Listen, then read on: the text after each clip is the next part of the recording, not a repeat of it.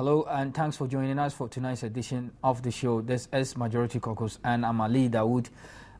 Tonight, we would discuss very interesting topics, the ruling from the Supreme Court of Kenya, and then also we will turn our attention to the fact that President Mahama personally filed his tax returns at the Internal Revenue Office, and also the significance, the impact, if there are any lessons to be learned from, that singular gesture, exhibited by His Excellency the President. I'm sure most of you might have thought that this perhaps is a bit too symbolic, but it is seldom a time that we do see a president taking upon himself to do, a thing like, filing his tax returns. I believe that in the expectation of many Ghanaians, we would see or would hope to see that perhaps, many people who hitherto are not, keen in doing a thing like that would make it a key part of their activities. Also, part of tonight's program is the debate raging over the size of government. I'm not sure if we would have much time to discuss this particular one, but we'll try as much as we can to fuse it in with the other topic. But the debate has been ongoing. The size of government, some say is too large. Others say it is within the remit of the president as guaranteed by the Constitution. Of course, there's no ceiling as to how many ministers the president is entitled to appoint. So it is at the discretion of the president to appoint as many as he deems fit to carry out his agenda, policies, and programs. Well, in Ghana, we have had, many people participate in this particular debate. Honorable Okujetu Ablakwa just wrote an article not too long ago justifying the size of the current government. He stated, amongst many other reasons, that it is about time we turn our attention to look at other aspects of these appointees, i.e. the number of vehicles that they use, the amount of fuel that they consume, the allowances, etc. He thought that there is perhaps no scientific basis for, there's no scientific basis for the number of appointees that a president is entitled to. There's no direct correlation. It could be that when there are many, they will deliver, and when they are small, they will not, or it could be vice versa. So long as there's no, clear policy direction as to the specific number of ministers government is supposed to have, it is perhaps, as it were, right for us to turn our attention to look at the other aspect, the bungalows. He argued about the allowances, for instance, the cars. There will not be new cars that will be bought for the ministers. You are going to inherit what your predecessors used. So the argument that with the appointment of new ministers and deputy ministers comes the burden of providing vehicles is neither here nor there. But that's just much for my introductory remarks. Now we'll go for a quick commercial break. When we come back, I'll introduce to you the guest in the house. Stay tuned. The show continues right after this.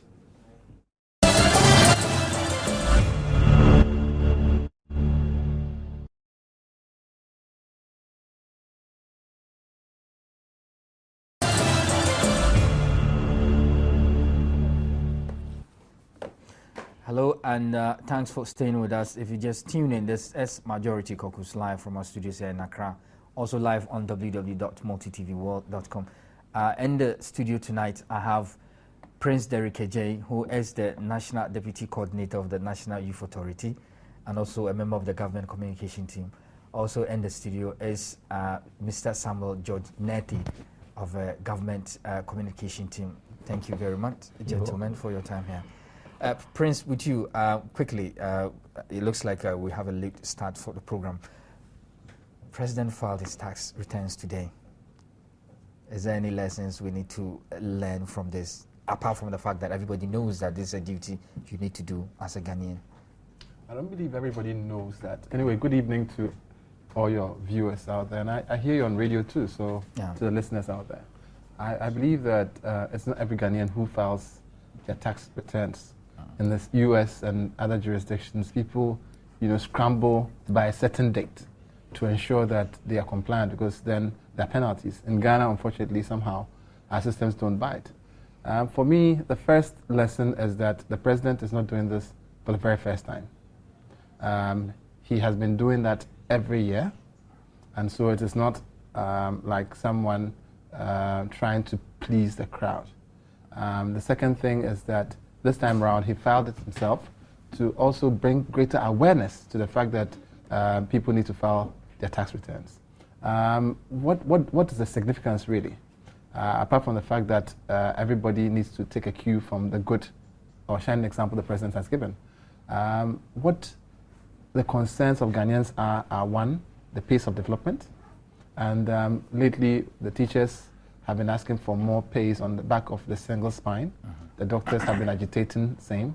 Today, you hear Tewu is also going to try and meet to decide whether they should join and so on. At the end of the day, where does the money that is used in paying salaries such as these come from? It's from the taxes. In fact, taxes go to ensure that we have, better roads, etc., etc. Everything, that we have, apart from what we get from donor support to balance the budget and so on, comes from our own taxes. So it's important that everybody pays their taxes. In fact, every company also must, do same. Because at the end of the day, if you do and others don't, it means that you are doing for them as well, because they enjoy the facilities regardless of the fact that they haven't paid. I don't know whether Sir John has paid his taxes, but I think it will be a very... We can check from the revenue authorities. And I'm sure there are several others who have been paid. I don't want to mention names. I'm sure there's a tall list of people who should be following the president's example. I've heard some comments already that the president, rather than filing his tax returns, should be, looking at his handing over notes. I was on CTF and I was like, wow, okay. Handing over notes in what, 20, what?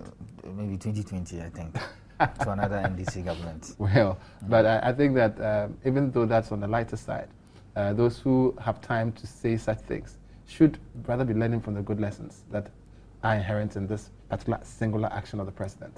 I think it goes to the grain of development. But some people have argued perhaps the laws in Ghana are not working if it has to take the president's gesture to remind the people of Ghana, hey, you need to go and file the tax returns. I listened to the revenue authorities head when the president visited them also, and he indicated how much money they are able to rake in, about $10 billion in terms of revenue that they are able to rake in, and they were calling for extra monies, and that if they got 10% of what they are able to raise, they might be able to up it and so on. I think that at the end of the day, that revenue agencies will try and do their best. Okay. But it is not for anyone to chase somebody. I think that there are lots of things that as Ghanaians we can do to help Mother Ghana. We should see Ghana as a project, and all of us as part of that progress that we want to make, rather than see it as a him or them versus us thing. It's unfortunate, but our brothers on the other side, most often... You believe they don't file their tax returns? Oh, beyond that. I think that apart from the tax part, they generally are anti-development when they are out of power. And I want to encourage each and every one of them to look at Ghana, as though it was their baby, and whether they would give it milk or, as it were, they would keep on giving it the pacifier, instead of the milk. And I think that instead of heaping the insults on the president, or trying to do the Sir John thing, the comic relief thing, okay, they should get their hands on the wheels of development. I mean, look, JM is working for Ghana.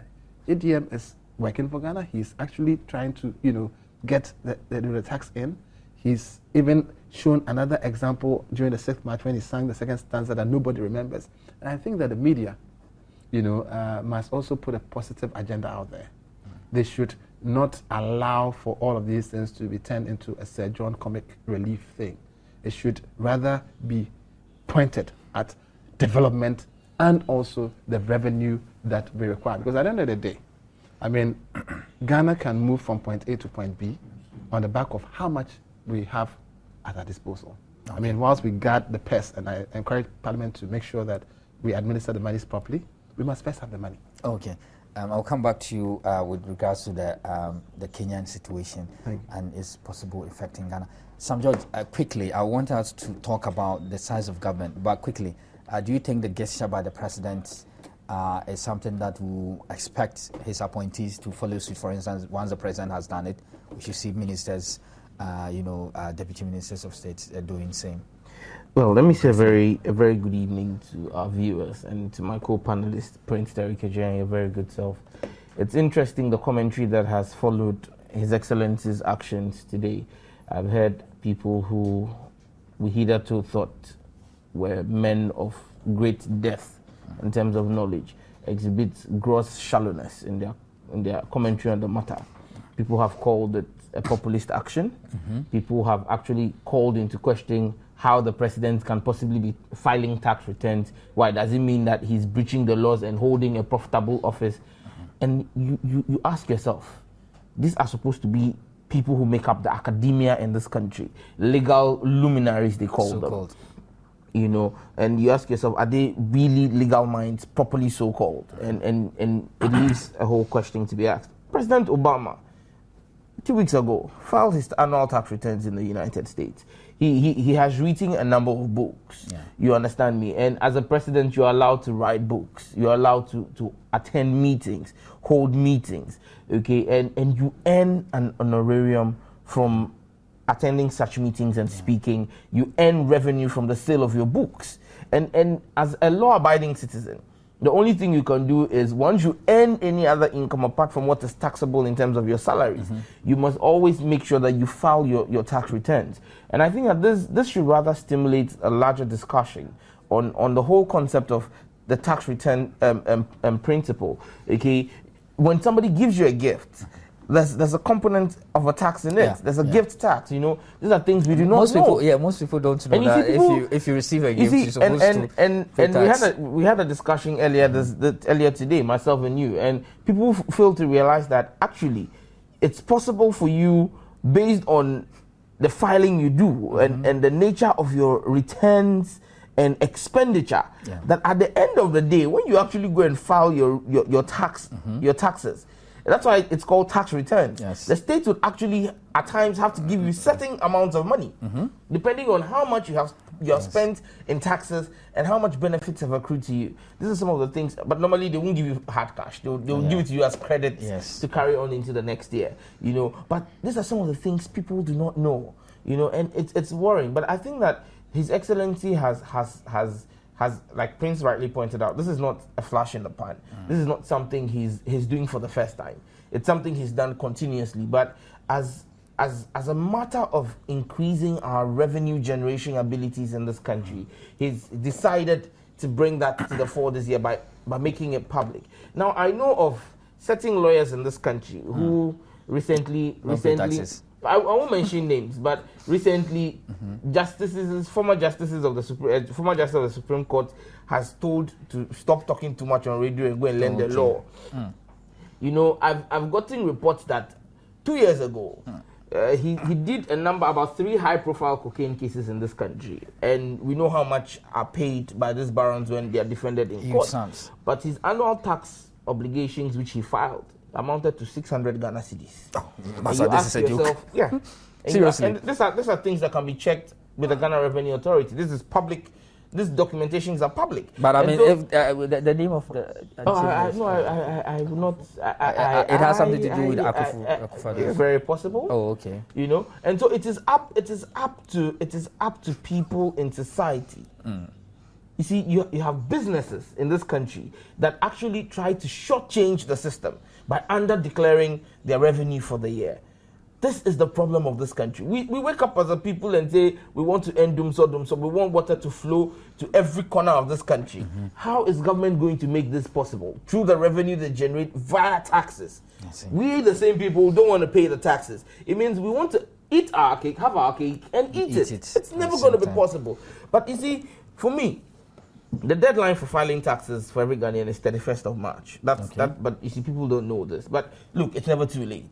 Okay, the president has set the example. Every one of us, especially every government appointee, must go and follow suit. I was glad when I heard the Minister for Information and Media Relations saying tomorrow first thing in the morning he's going to be filing his, okay? Because this is the kind of leadership by example we want to see, that will set this government apart from previous governments where it's been more of talk and less of the action. This is a younger president who wants to act his words. He wants to put his money where his mouth is. And I want to see us go along that line.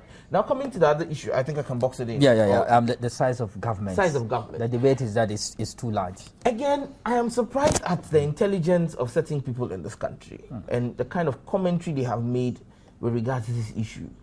One, their intelligence wasn't so high when President Kufuor had appointed in excess of 90 ministers. We are still yet to hit the 90 mark. At that time, they didn't see anything wrong with it. But then again, it appears the IQs have increased in the past. You mean the IQ of a person like Akumia? Well, the IQs appear to have increased in the past few years. That is interesting to know. The Better Ghana agenda, apart from making people live better, improves on the IQ levels of individuals. You know, basically, now they point to the fact, and you see the most annoying or the most infantile of arguments they make is where they say that look at Obama's government and look at the size of Obama's government when they have a completely different structure. Look at how many ministers we have. They have 250 million people. We have 25 million people. Oh God! Look, apples to oranges. Apples and all good to go. Going. You know, that's what they're comparing. Look, they fail to realize that the American system is a federal system, where each of the 52 states has a fully functional government. And so if you want to compare the government of Ghana and the government of America, you take the size of governments in each of the 52 states and add it to the central state. Because the 92 or 85 they are mentioning includes our regional ministers who pass for the state governors in the United States. Look, if the US is too far, let's look at Nigeria. Nigeria is also a federal republic. In Nigeria, you have a president who has a government that has about 45 ministers. Okay? 45 ministers. Now, there are 36 states in Nigeria. Now, each state has a governor. So add the 36 to the 45 plus the president and his vice. Then in each state, all the ministerial portfolios that are there in Nigeria, so you have a minister of defense, a minister of state for defense at the national level. When you go to Lagos State, they have what they call a commissioner for defense, a commissioner for agric, which are the same things as like ministers. That is Lagos State. When you go to Ogun State, the same thing. You go to Anambra State, the same thing. Each of the 36 states has that. Now, at the national level, they have a House of Senate and a House of Rep. Two houses of legislature. When you come to the state levels also, the 36 state levels, they also have another House of Reps that is fully functional, like a full parliament running in each of the 36 states. So if you want to bring that to Ghana, you then mean that you would have each of the ministries we have everybody at the national level, in each of the 10 regions, you will have a minister for defense, minister for interior, everything there. Then you now have a parliament in each region. That is the example they are running. Look, in Ghana we have one police force. In the US you have LAPD, NYPD. All the states. Every state has its own police department. And so if you want to talk about the size of government, even if you look at the Department of State, which was led by Hillary Clinton and now by John Kerry, the undersecretaries, what they call the undersecretaries, each one runs the outfit of an undersecretary at the Department of State, like the undersecretary for Africa. It's bigger than our entire foreign affairs ministry with our minister and head deputy. Combined. The undersecretary for Africa's directorate. It is bigger than our entire ministry of and look, California's budget in 2006. A university in California, I think. Yes, so I'm going to talk about the state of California. Their budget in 2006 was 3 times the budget of Ghana. A state in the United States. There's actually a university. And there's a university in the University of California's budget. It's bigger. Annual budget is bigger than the entire Ghanaian state. And so when they try to make this kind of comparison, you tell them that no, you're comparing apples and aligu to green. But once again, it's unfortunate that the IQ seems to be increasing in the reverse direction. I'm sure Nana Komia is listening and watching at the same time. Prince, your thought on this? Yeah, I think that a number of the NPP stalwarts pride themselves in UK education. And so I'll not take them very far. I'll take them to the UK Parliament. And they should just tell us how many MPs there are in the UK. And whether they have the House of Lords and so on. Whether that all factors into the UK system. If they give their answer and they're happy with their answers, they can keep on talking. Otherwise, they should just shut up. Let's keep governing the country and let them just, let Ghanaians have their peace of mind.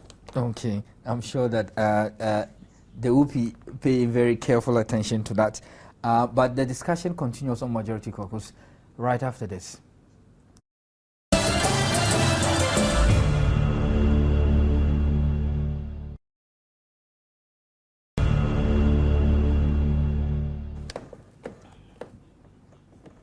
Hello and welcome back to the show. This is Majority Caucus with me, Ali Dawood.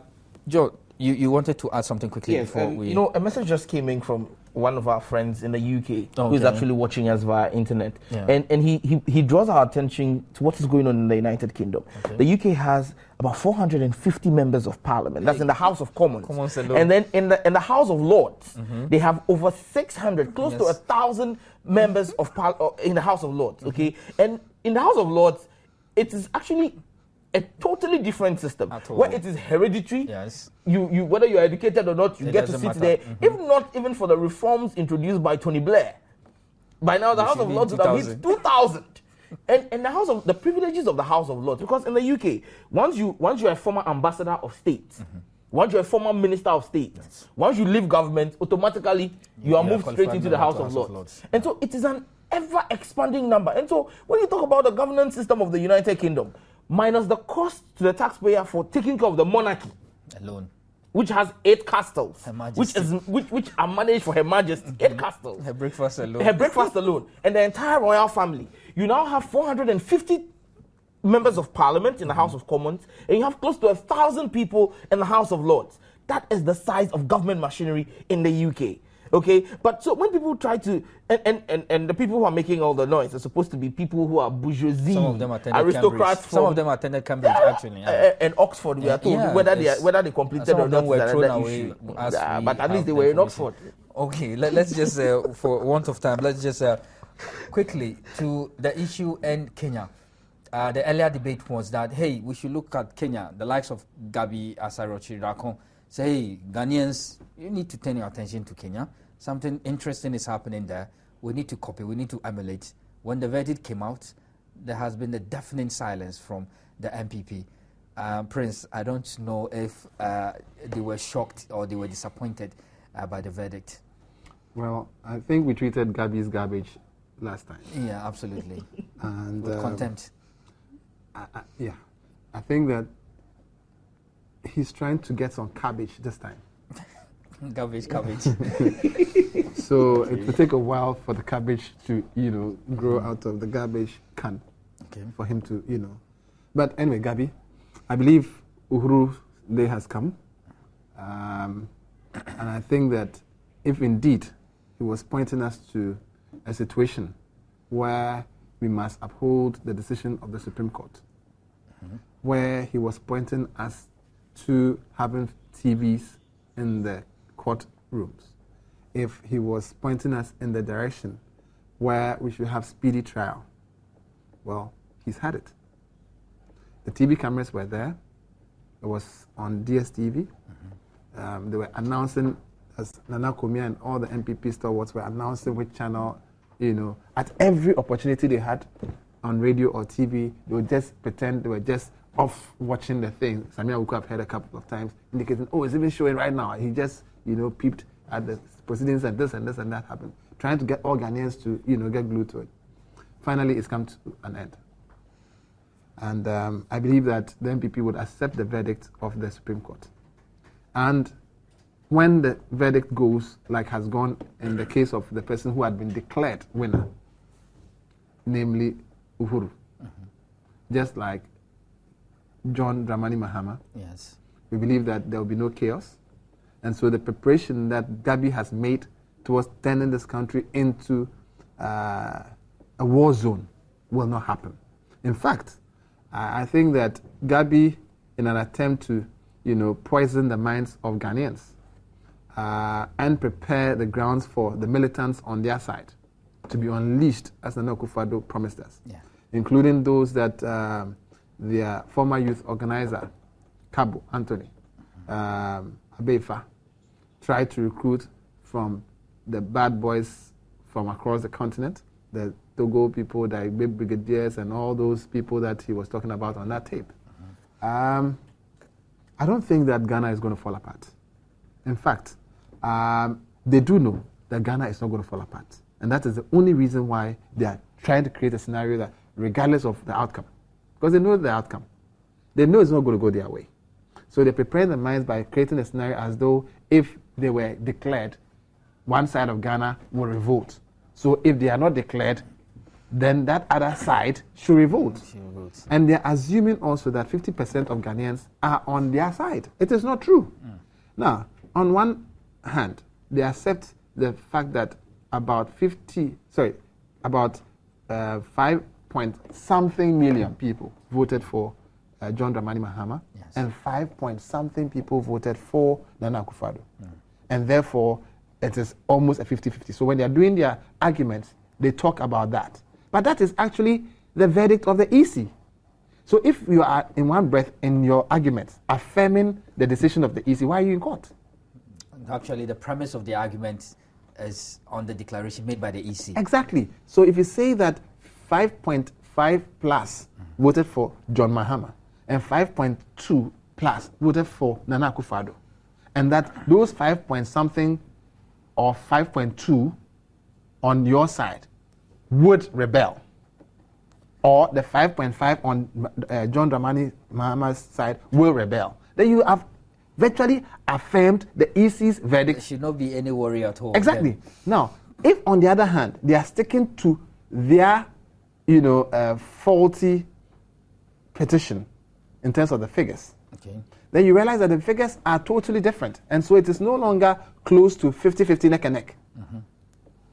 So on what basis do they make those arguments? You get a point. Now, the other fact is this, that if Ghana was to go the way that Gabi was proposing, that regardless of the outcome, there would be a fight, or there should be a fight. In fact, it is more of there should be a fight, because that's what yes. And I think that when Bombandi came out, then Gabi beat a hasty retreat, and the MPP along with it. After trying to murder Bawumia to create the conditions for that to happen, all right, they have again beaten a retreat and pretended it never happened. But these guys are very cunning. I think that their diabolic minds must be tamed once and for all.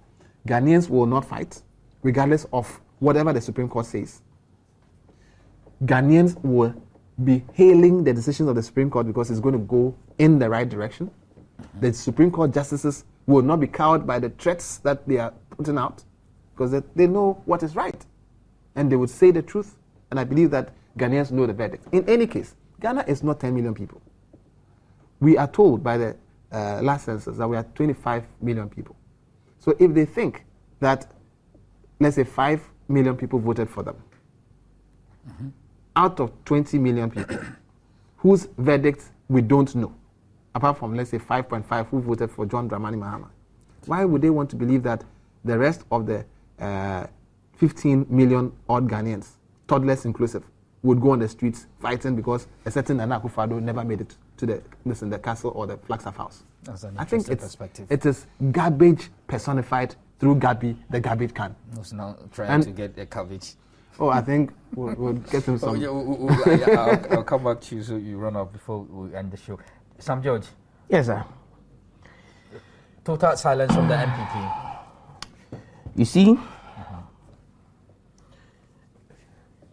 they say if your mother is dead and you say she's sleeping, when it is time for food and everybody is going to their mother's kitchen, you go hungry. Indeed. When the NPP chooses not to accept what the reality on the ground is, when they choose not to appreciate the fact that it lost the freest and fairest elections in the history of this country, and that clearly they did not have a message and they need to go and re-strategize and repackage their party for the next elections in 2016, then they are doing themselves and their followers a huge disservice. Gabi went missing on Saturday from social media when the ruling was given. And when I put a question on social media asking if there were any parallels to draw, because the MPP has apparently drawn a lot of parallels between the cases. At any stepping point. Then you had the baby elephants, the matured elephants, they all ran into the bush. And then when they ran into the bush, they sent their baby elephants, those small ones, who are now learning to pick their steps. Social media. Everywhere. What do you mean? You don't know what you're talking about. The cases are different. The reliefs being sought are different. Oh, now they are different. Oh, now they are different. Oh my goodness. You see, the ignorance of the MPP, it's enough to hold a whole comic show, a whole comedy show at the dome of the conference center. Led by Sir John. Led by Sir John. Okay. Huge comedy show. We don't need to bring in any of the Nigerians. We just need to play back the MPP to Ghanaian people, and you would laugh your heads off. Look, they are not even aware that the Kenyan law is explicit in a statement when it says that when there is a dispute, it must be resolved within 14 days. 2 weeks. 2 weeks. And a president cannot be sworn in until the resolution of the matter. The president will be put on hold. Exactly. And so if you see the Kenyan issue being run through so fast, Quick. it is because there's a constitutional requirement for it. Ghana has its own laws. Ghana is not governed by the laws of Kenya. Even in Kenya today, there is huge talk, a huge national debate going on in Kenya. I'm sure they stopped watching NK24 after the court ruling. But if they continue watching, they'll realize that a huge major issue on Kenyan TV now is whether that law that says the case must run through within 14 days has helped their country. There's a joke on the streets of Nairobi now that Kenyan athletes are faster than Ghanaian athletes. Hey. How? They run faster. And so their courts too have decided to run faster than the Ghanaian Supreme Court. And that the Ghanaian elections were held months before theirs. Ghana's Supreme Court has not yet heard the matter. Why have they rushed to hear the matter? Okay. And I ask a question. If we decide to apply the Kenyan rule to Ghana, are you aware that we wouldn't even have a case in the first place? At all. It took the MPP how many days to file? 21 Yes. plus days. So there will not be a case before the court. If we were supposed to finish hearing the case in 14 days, Sir John had not finished putting together his evidence. How would they have come to court? Now, you see, I believe in the divine. And I advise them. You know the meaning of the name Uhuru? Perhaps It's a Swahili word. You want to share with It's us? Swahili. Okay. Check the tab. Uhuru. Meaning? It means freedom. Hey. Independence. Okay. The Kenyan people have gotten their freedom Freedom and through independence. Uhuru. Let me. You know the meaning of the name, John? No. let me allow my viewers to also have their Uhuru. You can join in the studio discussion on 0302 211 211 The meaning of the name, John. And I will need our friends from the north to tell us the meaning of Dramani and Mahama. That I don't know. But the meaning of the name John is God is gracious. Indeed. And if a man who woke up in the morning as vice president, went to bed as president, had 42 days to campaign against somebody who campaigned for 6 years, God truly has been gracious to John Mahama. Indeed. Let me pick Masoud on the line. Hello, Masoud. Good evening. Good evening. My name is Masaoud Amerisiki from Techima. Okay, you're on air. Ali, Yes, sir. I don't understand George. When George, anytime you are talking, you are insulting MPP, forgotten that you have worked in the office of the vice president.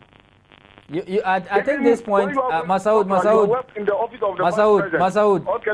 Masoud, this point has been made several times. It has been rebutted. I'm going to my issue, Ali. Okay. Ali, I'm going to my issue. Ali, I don't understand why NDC people, the president has went to the tax office and you are happy. Oh, for going to the tax office is correct. But what are the taxes that we pay, the small taxes that we pay, and that huge money used to pay Wyoming? Why is it? Oh, you are still talking about the case in court? After the court. Yesterday, the day before yesterday, the judge was saying that okay, I'm running out of time. Let me just pick my next caller. Hello. Hello. I hope I'll get the opportunity to Yeah, this is it. Someone saying so. Ashanti. Okay, you're on air. Yeah.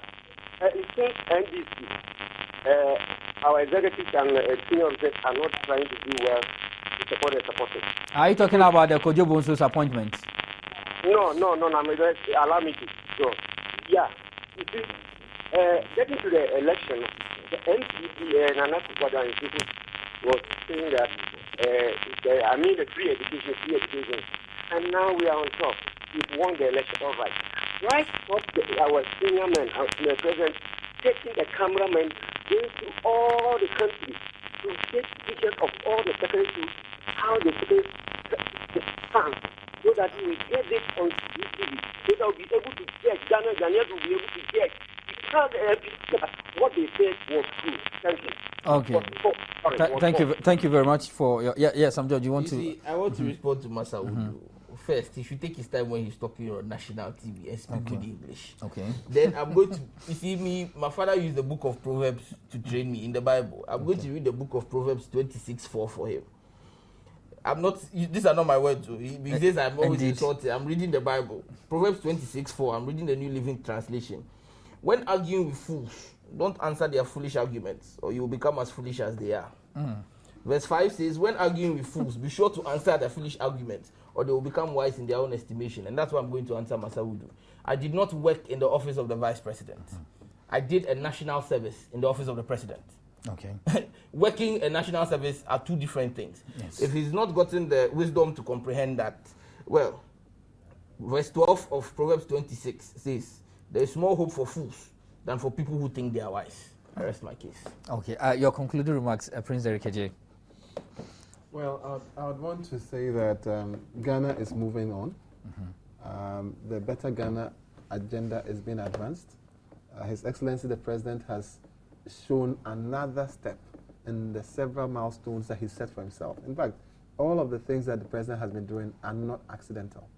They're carefully planned and timed. And for those who want to be unargumentative, we encourage them.